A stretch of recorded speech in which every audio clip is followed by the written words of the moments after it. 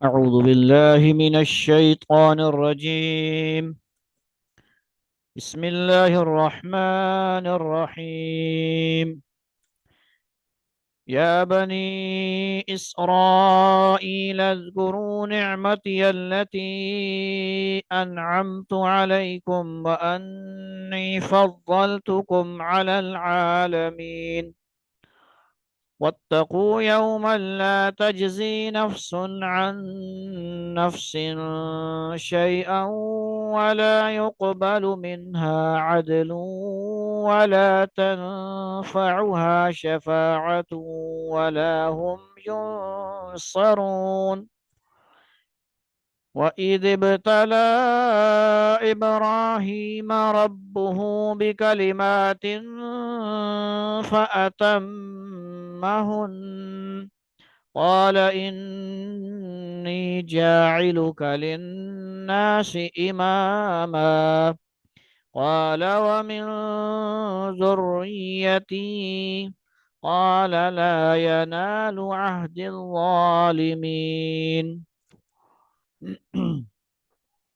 وإذ جعلنا البيت مثابة للناس وأمنا واتخذوا من مقام إبراهيم مصلى وعهدنا إلى إبراهيم وإسماعيل أن طهرا بيتي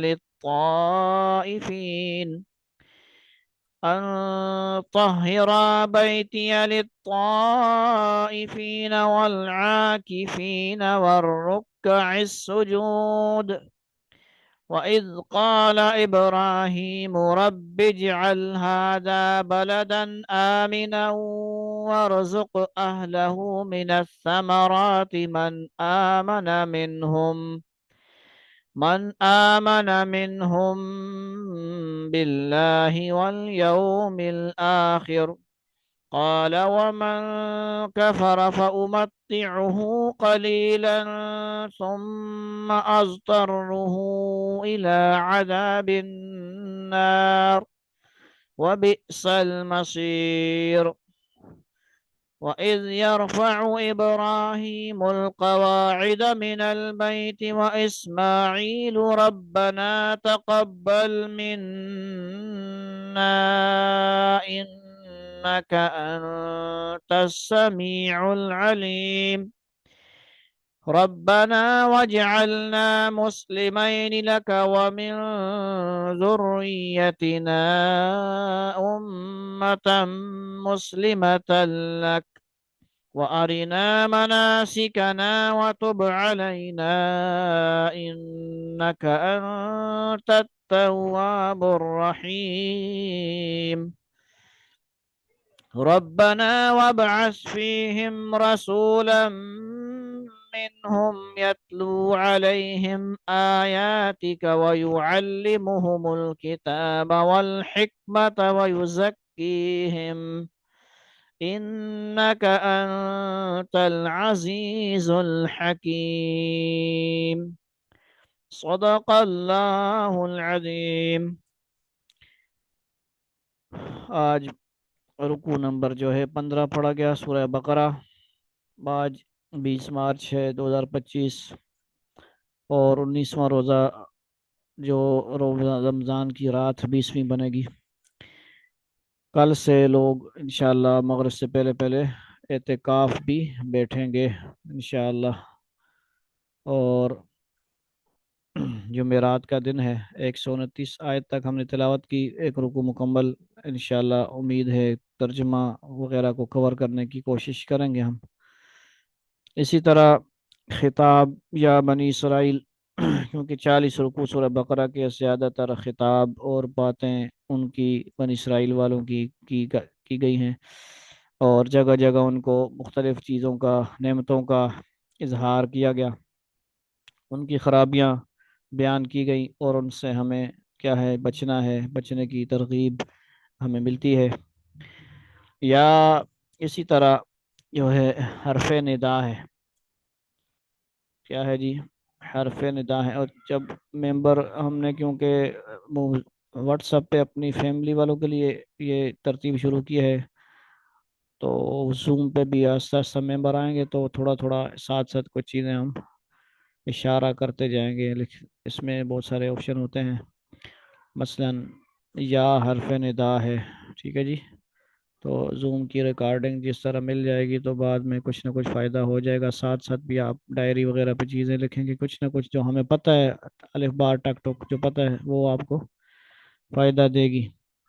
یا حرف ندا ہے جس سے کسی کو پکارا جائے، سامنے والے کو مخاطب کیا جائے، یا ایھا الذین آتا ہے، ٹھیک ہے جی، یا ایھا الناس جگہ جگہ قرآن میں آتا ہے، تو یہ پکارنے کے لیے ہوتا ہے۔ اور پکارا کس کو جا رہا ہے؟ جس کو پکارا جاتا ہے اسے منادا کہا جاتا ہے، اصطلاحات میں عربی لغت یعنی عربی کی گرامر کے اندر اس کو کیا کہا جاتا ہے؟ منادا، جس کو پکارا جائے اسے کیا کہا جاتا ہے؟ منادا، یعنی یا حرف ندا ہے، اور کیا ہے جی آگے جو بنی اسرائیل ہے وہ منادا ہے، اس کو پکارا جا رہا ہے، اس کو مخاطب کیا جا رہا ہے، یا بنی اسرائیل۔ اور ہر ہمیشہ جب یہ چیزیں بتائی جاتی ہیں کہ منادا کیا ہے، حرف ندا کیا ہے، اسم کیا ہے، فعل کیا ہے، فاعل کیا ہے، مفعول کیا ہے، تو اس سے موٹا موٹا ان کو چیزوں کو بتانے کا مقصد یہ ہوتا ہے یہ ان کو جوڑ جوڑ کے ایک ترکیب بنا کے، فارمولے سے بنا کے جو ہے ایک عبارت حل کی جاتی ہے۔ اور کیونکہ ہم اس طرح تو نہیں جا رہے ہیں، لیکن موٹی موٹی چیزیں ہم کچھ نہ کچھ بتاتے رہتے ہیں جو ہم نے پڑھا ہے باقاعدہ، کہ یہ طلباء والا نہ ہم اس نے ماہر ہیں، نہ اتنی ضرورت ہے، نہ پتہ ہے، اور اتنا وقت بھی نہیں، اور جو ہے عوام بھی ایسی نہیں کہ اتنا اس کو بتایا جائے، ترکیبیں بتائی جائیں، یعنی اس میں یہی ہوتا ہے اسم فعل حرف ہی ہوتے ہیں، ہر زبان کے جو الفاظ ہم سنتے ہیں دیکھتے پڑھتے ہیں کہیں پہ حرف ہوگا یا اسم ہوگا یعنی نام کسی چیز کا، یا کیا ہوگا جی فعل کوئی کام کرنے کی ورب استعمال ہوگا، اس کے علاوہ حرفوں کے اندر پھر اور اسموں کے اندر بہت ساری چیزوں کے نام ہوتے ہیں۔ تو ٹھیک ہے جی، موٹی موٹی میں کوشش کرتا ہوں تاکہ کوئی نہ کوئی چیز ایک یہ ذہن میں بیٹھ جائے۔ دوسرا انہی الفاظ کے اندر جو ہم نے تھوڑا سا کورسز کیے، اردو عربی مشترک الفاظ کو ہم کوشش کرتے ہیں ڈسکس کرتے ہیں۔ یا بنی اسرائیل، اے بنی اسرائیل، اذکرو، ٹھیک ہے جی، اگر علیحدہ سے پڑھا جائے اس کو اذکرو، مطلب ہم باتوں میں بیان کرنے میں اگر پڑھیں اذکرو پڑھا جاتا ہے، لیکن ہم جب قرآن کی تلاوت کریں گے تو اسی طرح جو لکھا ہوا ہے یا بنی اسرائیل اذکرو پڑھیں گے، ٹھیک ہو گیا جی، تو لام کو زال سے ملا دیں گے، اور علیحدہ سے اگر یہ لکھا جاتا ہے تو کیونکہ الف موجود ہے اس پہ پیش ہے، اس کے لیے جس کو علم نحو وغیرہ کا نہ پتہ ہو اس کے لیے ہم بتاتے ہیں قاعدہ کہ کہیں پہ ایسا الف آتا ہے جس پہ کچھ بھی نہیں ہوتا اور آپ نے اس پہ کچھ پڑھنا ہے اور زبر زیر پڑھنی پڑتی ہے، تو اس کے لیے تینوں حرفوں کو، الف کو اور اس کے بعد والے اور اس کے بعد والے تین حرفوں کو جب گنیں گے آپ، تیسرے حرف پہ جو زبر زیر پیش ہوگی وہ یہ حمزہ پہ الف پہ لگانی ہے۔ اسی طرح اس کو دیکھ لیں، اذکرو کیوں پڑھا؟ زال دوسرے نمبر پہ اور کاف تیسرے نمبر پہ، کاف پہ پیش ہے تو ہم نے پیش حمزہ پہ لگائی، اذکرو نعمتی، ذکر کرو، نعمتی نعمت میری نعمت، التی انعمت وہ نعمت، انعمت جو انعام کی یا تم پر ہم نے کی، ٹھیک ہے جی، عطا کی، وانی فضلتکم علی العالمین، اے بنی اسرائیل میری وہ نعمت یاد کرو، یعنی التی الذین وغیرہ جو آتا ہے تو وہ نعمت، وہ چیز، وہ لوگ، اس طرح کا ترجمہ ہوتا ہے، اس میں موصولہ یہ آپ کو بار بار ہم بتاتے رہتے ہیں۔ اے بنی اسرائیل میری وہ نعمت یاد کرو جو میں نے تم کو عطا کی تھی، اور یہ بات یاد کرو کہ میں نے تم کو سارے جہانوں پر فضیلت دی تھی، وَأَنِّي فَضَّلْتُكُمْ عَلَى الْعَالَمِينَ، یعنی ان کو ایسے کچھ چیزیں دی گئیں، سہولیات دی گئیں اور پروٹوکول دیا گیا جو ان اوروں کو نہیں دیا گیا، لیکن انہوں نے کیا کیا؟ ناقدری کی نا، ٹھیک ہے، ان کو یاد کروائی جا رہی ہیں نعمتیں، जगह जगह आपने पूरे पीछे जो है 14 रुकू में नेमतों को सुना और पढ़ा समझा। कहीं पे मन्नो सलवा दिया गया, और जो फरमाइशी मौजे फरमाइशी इनकी फरमाइशें होती थी वो पूरी की जाती, लेकिन उसके बावजूद ढीठ बने रहते, न मानते बात। तो इसीलिए इन नेमतों को जिक्र किया जा रहा है।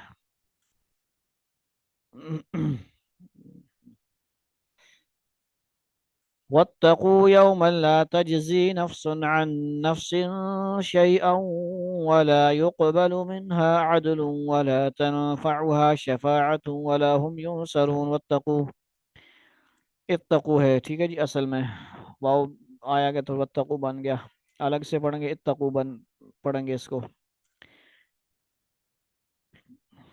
اس آیت میں کیا کہا جا رہا ہے ان کو؟ یہ پہلے بھی آیت آئی ہے کچھ الفاظ کے اسی طرح متشابہات کے ساتھ۔ واتقوا يوم لا تجزي نفس عن نفس شيئا ولا يقبل اور ولا يؤخذ منها، اس طرح شفاعتوں اس طرح آتا ہے وہاں پہ پہلے۔ اور اس دن سے ڈرو، واتقوا ڈرو، یوم لا تجزی اس دن سے، لا تجزی نفس اس دن کوئی شخص بھی کسی کے کچھ کام نہیں آئے گا، عن نفس شیئا ولا يقبل منها نہ کسی سے کسی قسم کا فدیہ قبول کیا جائے گا، عدل ولا تنفعها شفاعہ نہ اس کو کوئی سفارش فائدہ دے گی، ولا هم ينصرون اور نہ ان کو کوئی مدد پہنچے گی۔ اور ان کو ڈرایا جا رہا ہے اس دن سے، قیامت کے دن سے، ٹھیک ہے جی، جس میں کوئی ان کی ساری باتیں جو یہ کرتے تھے، یہ ہے وہ ہے، ہم ہی جنتی ہیں، فلاں ہیں فلاں ہیں، یہ کوئی باتیں کام نہیں آئیں گی اور نہ کوئی ان کا مددگار ہوگا۔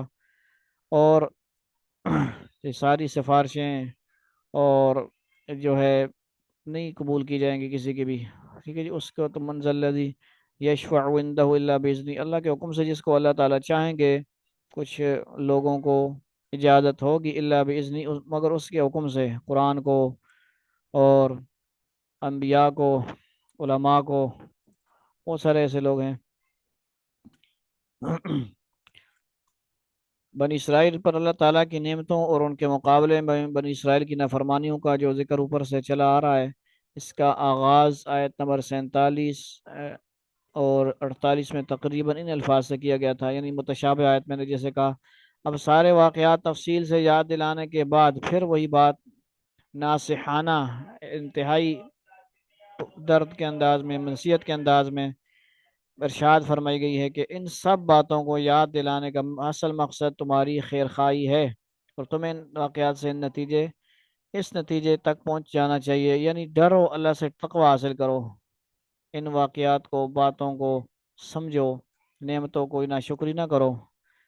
وَإِذِ ابْتَلَىٰ إِبْرَاهِيمَ رَبُّهُ بِكَلِمَاتٍ فَأَتَمَّهُنَّ، اوپر اسی طرح بنی اسرائیل ملتا جلتا لفظ ہے اذکرو، ذکر کرو، نعمتی میری نعمت، ملتا جلتا لفظ ہے انعمتو، جو انعام کی گئی تم پر، یہ بھی ملتا جلتا ہے، فضل تو تم کو فضیلت دی، ملتا جلتا لفظ ہے، علی العالمین عالمین پر، ملتا جلتا لفظ ہے، واتقو تقوی حاصل کرو، تقوی کرو، یومن کا مطلب یوم، اس یوم، تجزی عاجز کرنا، یہ اس کا ملتا جلتا ہے، نفسن، نفس کا مطلب نفسن کر دیں، عن نفس کوئی نفس، ٹھیک ہے جی، شیء کا مطلب شیء، یقبل قبول کیا جانا، نہ قبول کیا جائے گا، منہا اس میں سے، اس دن، عدل، عدل کا مطلب عدل، ولا تنفعها نفع، اس کا ملتا جلتا لفظ شفاعت، شفاعت کا مطلب شفاعت، ولا هم ينصرون اور نصرت۔ آپ دیکھ رہے ہیں اگر لکھنا شروع کریں گے،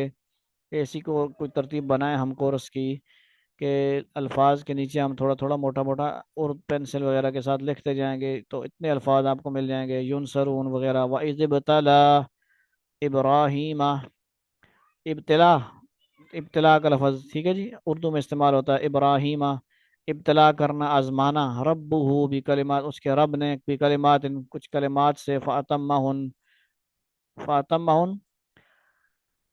اللہ اکبر۔ اور وہ وقت یاد کرو جب ابراہیم علیہ السلام کو ان کے پروردگار نے کئی باتوں سے آزمایا اور انہوں نے وہ ساری باتیں پوری کی، فاتمہن کمپلیٹ کی، پورے اترے، اتمام کیا، اتمام کیا انہوں نے ان باتوں کو، یعنی اس پہ پورے اترے۔ الفاظ آپ دیکھتے جا رہے ہیں سارے ملتے جلتے آ، قال انی جاعلک للناس اماما، قال قول کیا، کہا اللہ تعالیٰ نے انی جاعلک للناس اماما، انی بے شک جاعلک، ہم نے جاعلک للناس اماما، لوگوں کے لیے امام بنایا آپ کو۔ اللہ نے ان سے کہا، قال انی جاعلک للناس اماما، میں تمہیں تمام انسانوں کا پیشوا بنانے والا ہوں۔ امام کا مطلب امام اور پیشوا، ٹھیک ہے جی، جن کی پیروی کی جائے، جن کے پیچھے چلا جائے۔ اور تمام دیکھیں کتنے کم انبیاء کو چھوڑ کے حضرت ابراہیم علیہ السلام والد ہیں، باپ ہیں، بہت سارے انبیاء کو اللہ نے بھیجا ان کی اولاد میں۔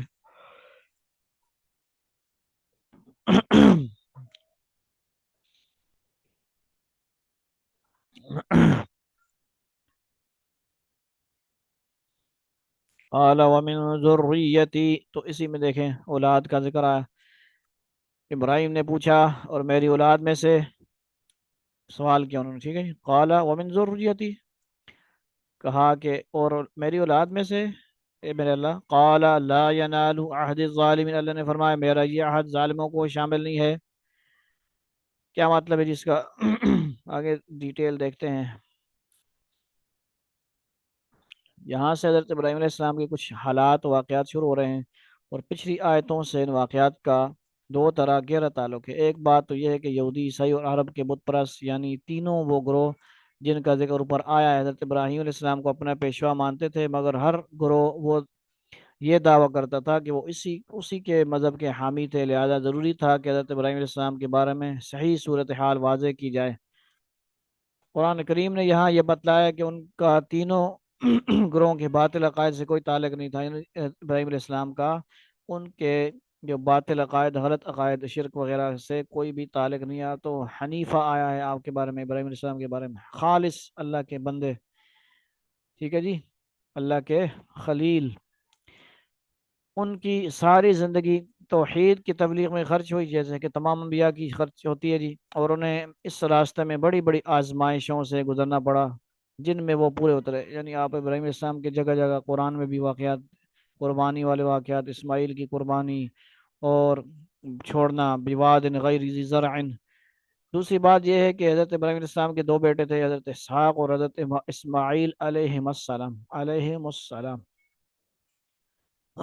علیہ السلام۔ حضرت اسحاق علیہ السلام ہی کے بیٹے حضرت یعقوب علیہ السلام تھے، جن کا دوسرا نام اسرائیل تھا۔ اب اس کی آپ ذہن میں رکھیں، اسرائیل کس کو کہتے ہیں جی، ٹھیک ہے جی، یعقوب علیہ السلام جو حضرت یوسف علیہ السلام کے والد بھی ہیں۔ نبی کریم صلی اللہ علیہ وسلم حضرت، ٹھیک ہے جی، نبی کریم صلی اللہ علیہ وسلم سے پہلے نبوت کا سلسلہ انہی کی اولاد یعنی بنی اسرائیل میں چلا آ رہا تھا، جس کی بنا پر وہ یہ سمجھتے تھے کہ دنیا بھر کی پیشوائی کا حق صرف انہی کو حاصل ہے، ٹھیک ہے جی، کسی اور نسل میں کوئی ایسا نبی نہیں آ سکتا جو ان کے لیے واجب الاتباع ہو۔ قرآن کریم نے یہاں یہ غلط فہمی دور کرتے ہوئے، یعنی وراثت اور، ٹھیک ہے جی، ایک جو غلط فہمی آوانی تھی اسی کو اللہ نے دور کیا۔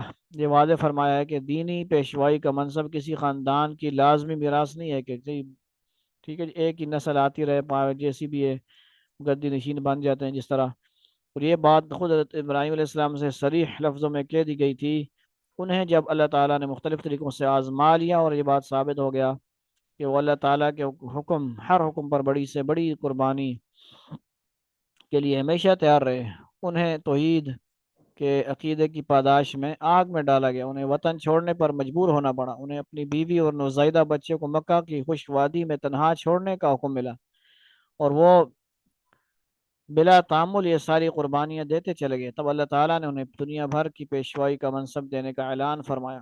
اسی موقع پر جب انہوں نے اپنی اولاد کے بارے میں پوچھا تو صاف طور پر بتلا دیا گیا کہ ان میں جو ظالم ہوں گے، یعنی اللہ تعالیٰ کی نافرمانی کر کے اپنی جانوں پر ظلم کریں گے، وہ اس منصب کے حقدار نہیں ہوں گے۔ بنی اسرائیل کو صدیوں آزمانے کے بعد یہ ثابت یہ ہوا ہے کہ وہ اس لائق نہیں ہے کہ قیامت تک پوری انسانیت کی دینی پیشوائی ان کو دی جائے۔ اس لیے نبی آخر الزمان صلی اللہ علیہ وسلم اب حضرت ابراہیم علیہ السلام کے دوسرے صاحبزادے حضرت، یعنی حضرت اسماعیل علیہ السلام کی اولاد میں بھیجے جا رہے ہیں، جن کے لیے حضرت ابراہیم علیہ السلام نے دعا کی تھی ربنا وبعث فیہم، کہ وہ اہل مکہ میں سے بھیجے جائیں۔ اب چونکہ دینی پیشوائی منتقل کی جا رہی ہے، اس لیے اب قبلہ بھی اس بیت اللہ کو بنایا جانے والا ہے جو حضرت ابراہیم علیہ السلام اور ان کے صاحبزادے حضرت اسماعیل علیہ السلام نے تعمیر کیا تھا۔ اس مناسبت سے آگے تعمیر کعبہ کا واقعہ بھی بیان فرمایا گیا ہے۔ یہاں سے آیت نمبر 152 تک جو سلسلہ کلام آ رہا ہے وہ اس کو اس پس منظر میں سمجھنا چاہیے، یعنی یہ پہلے خلاصہ ذہن میں ہوگا، آگے آیات کو سمجھنا آسان ہو جائے گا۔ یہ ڈیٹیل ساری آ گئی، ٹھیک ہے جی۔ ابراہیم علیہ السلام کا ذکر ہے، ان کے مختلف واقعات، تعمیر کعبہ کا ذکر، ٹھیک ہے جی، ابتلا آزمائشیں، تو اس کا خلاصہ آپ نے دیکھا۔ ان کو بھی یہ تھوڑا سا تھا کہ اولاد اسی طرح جس طرح چلی آ رہی ہے اس طرح کیا اولاد میں بھی سارے نبی وغیرہ ہوں گے، تو اللہ نے بات کلیئر کر دی کہ جو نافرمان ہوں گے، ظالم ہوں گے، اسی طرح اڑے رہیں گے، تو ان کے لیے جو کیا ہوگا جی، ان کو پھر وہ نبوت نہیں دی جائے گی، وہ جو ہیں وہ نہیں ہوں گے۔ اس کو دوبارہ میں کرتا ہوں تاکہ وہ کاٹا ماٹا، اللہ اکبر، صحیح ہو جائے گا، ٹھیک ہے جی، سکرین کلیئر ہے۔ وَإِذْ جَعَلْنَا الْبَيْتَ مَثَابَةً لِلنَّاسِ وَأَمْنًا، اور وہ وقت یاد کرو، وَإِذْ جب آتا ہے، اور اس مطلب کیا ہوتا ہے، اور جب، اور وہ وقت یاد کرو، جعلنا البیت، جب ہم نے بیت اللہ کو، للناس مثابۃ للناس وامنا، لوگوں کے لیے ایسی جگہ بنایا جس کی طرف وہ لوٹ لوٹ کر جائیں، اور جو سراپا امن ہو، امن والی جگہ، مثابۃ للناس، مثابہ جسے جو ہے بار بار جایا جائے، جس جگہ میں دیکھیں ہر عاشق اللہ کا بندہ بندیاں عمرہ پہ کوئی جاتے ہیں، کوئی بار بار حج پہ جاتے ہیں، تو ایسی جگہ کو مثابہ للناس، ٹھیک ہے جی، مثابہ کہتے ہیں، مثابتاً۔ اللہ تعالیٰ اپنے گھر ان اول بیت وضع للناس کو فرما رہے ہیں، اس کا ذکر فرما رہے ہیں، وَإِذْ جَعَلْنَا الْبَيْتَ مَثَابَةً لِلنَّاسِ، دنیا میں پہلا گھر اللہ کا یہ کعبہ ہے۔ اللہ اکبر، وہ وقت یاد کرو جب ہم نے بیت اللہ کو لوگوں کے لیے ایسی جگہ بنایا جس کی طرف وہ لوٹ لوٹ کر جائیں، اور وہ جو سراپا امن ہو۔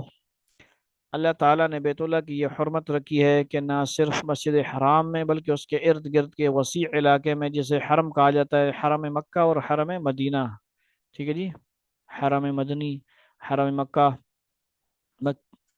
تو اس سے کیوں کہا جاتا ہے؟ نہ کسی انسان کو قتل کیا جا سکتا ہے، نہ شدید دفاعی ضرورت کے بغیر جنگ کرنا جائز ہے، نہ کسی جانور کا شکار حلال ہے، نہ کوئی خود رو پودا اکھاڑنے کی اجازت ہے۔ خود سے کوئی پودا اکھڑ وہاں پہ لگا ہوا ہے تو اس کو نہیں توڑ سکتے، اکھاڑ نہیں سکتے، نہ کسی جانور کو قید رکھا جا سکتا ہے۔ اس طرح یہ صرف انسانوں کے لیے ہی نہیں، حیوانات اور نباتات کے لیے بھی امن کی جگہ ہے۔ امن کی جگہ کیسا ہے جی؟ آپ نے دیکھ لیا، پڑھ لیا، سمجھ لیا، کسی قسم کی وہ جہاں وہاں پہ اس قسم کے کاموں کی اجازت نہیں، اس لیے حرم کا مطلب ہے کہ وہاں پہ یہ چیزیں حرام ہے، یہ کام کرنا حرام ہے، اسی لیے احرام کی بھی اسی طرح کی ہوتے ہیں نا، پابندیاں ہوتی ہیں، حج کی پابندیاں ہوتی ہیں، عمرہ کی پابندیاں ہوتی ہیں۔ تو شدید دفاعی ضرورت کے بغیر جنگ کرنا جائز نہیں، یعنی کوئی ایسا دشمن ہو جو کوئی ایسے الٹے سیدھے کام کر دے، وہاں جس مختلف واقعات اترتے ہیں، اچانک کوئی آ جائے، غصہ ہے، گاڑی لے آئے، کوئی کچھ کر دے، تو اس کے لیے تو وہ ہنگامی صورتحال، ایمرجنسی ہے نا، ایمرجنسی میں تو پھر اس کا علاج کرنا پڑے گا، وہ اس میں داخل نہیں ہوگا۔ وَاتَّخِذُوا مِن مَقَامِ إِبْرَاهِيمَ مُصَلًّى، اور تم مقام ابراہیم کو نماز پڑھنے کی جگہ بنا لو، اتخذو پکڑ لو، بنا لو، ٹھیک ہے جی، من مقام ابراہیم، مقام ابراہیم کو مصلی بنا لو، مصلی نماز، جائے نماز کو مصلی اس لیے کہتے ہیں کہ نماز کی جگہ، ٹھیک ہے جی۔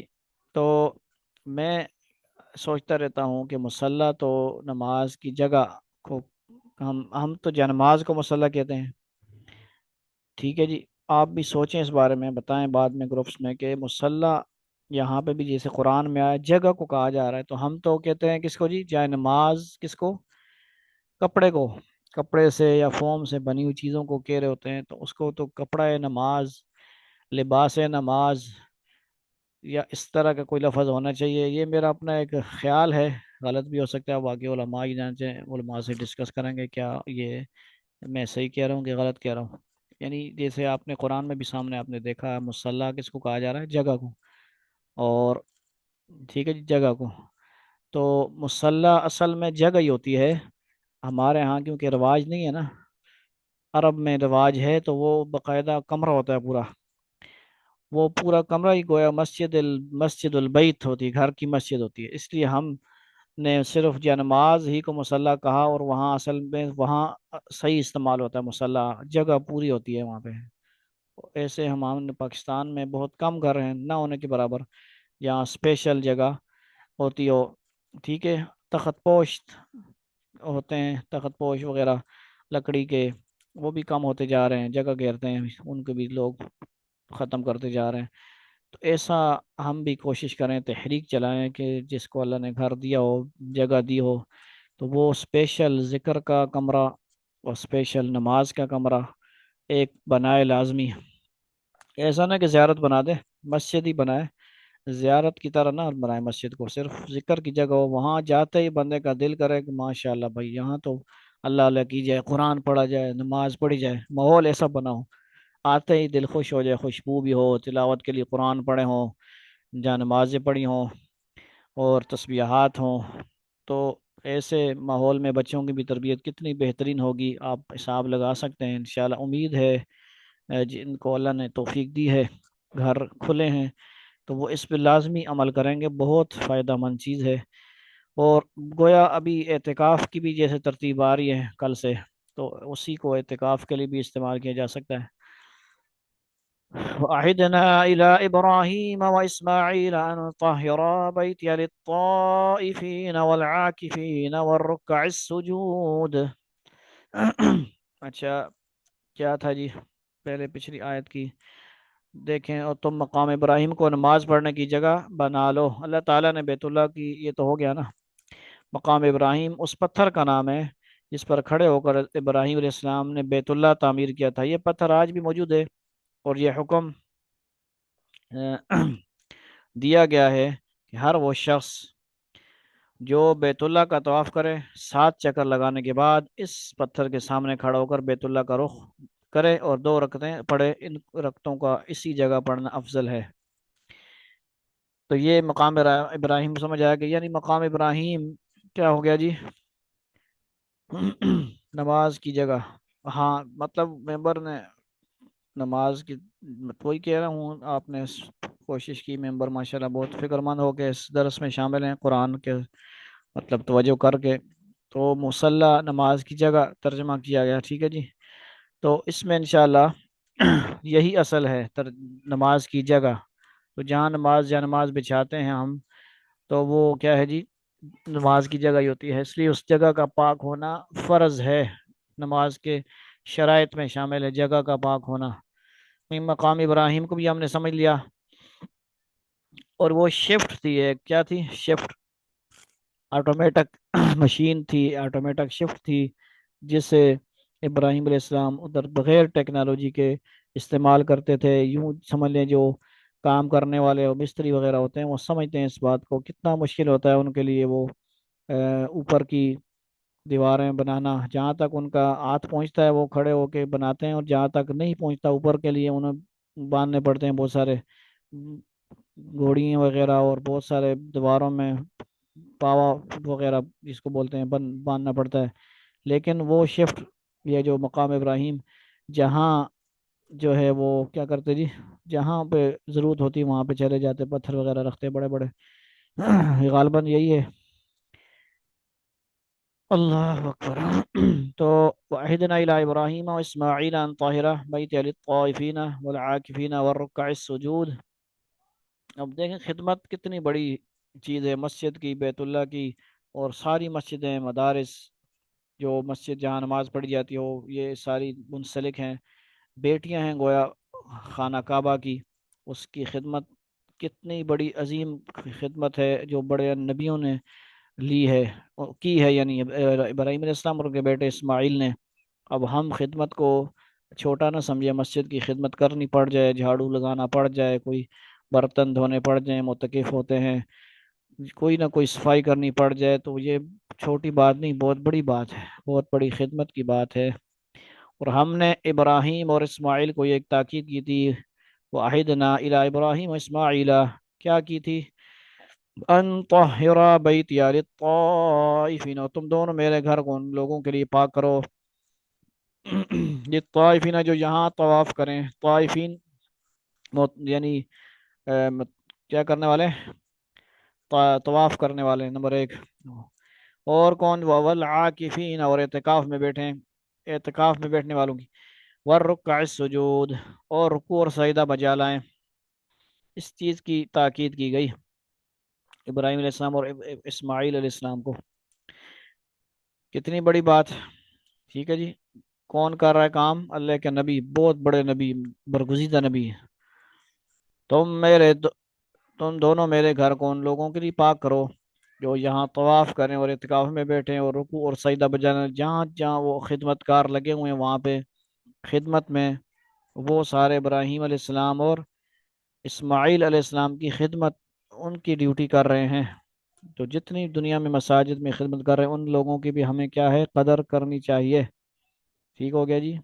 ان لوگوں کی قدر بجا لانی چاہیے ہمیں، اور نہ کہ ان کو حقیر سمجھے، ان کو حقیر سمجھے، تنخواہیں بھی نہ دیں، صحیح باتیں بھی سنائیں ان کو، ایسا نہیں چاہیے۔ ان کو بھی، خدمت والوں کو بھی چاہیے کہ وہ اپنی خدمت کو عظیم سمجھیں اور سعادت سمجھیں، اور لوگوں کو بھی قدر کرنی چاہیے کہ اس چیز کو وہ نہ قدری سے نہ دیکھیں، بلکہ اس چیز کو ذہن میں رکھیں کہ یہ کتنے بڑے اللہ کے خلیل، خلیل اللہ اور ذبیح اللہ کی سنت ہے، اس پہ یہ کام کر رہے ہیں، اس لیے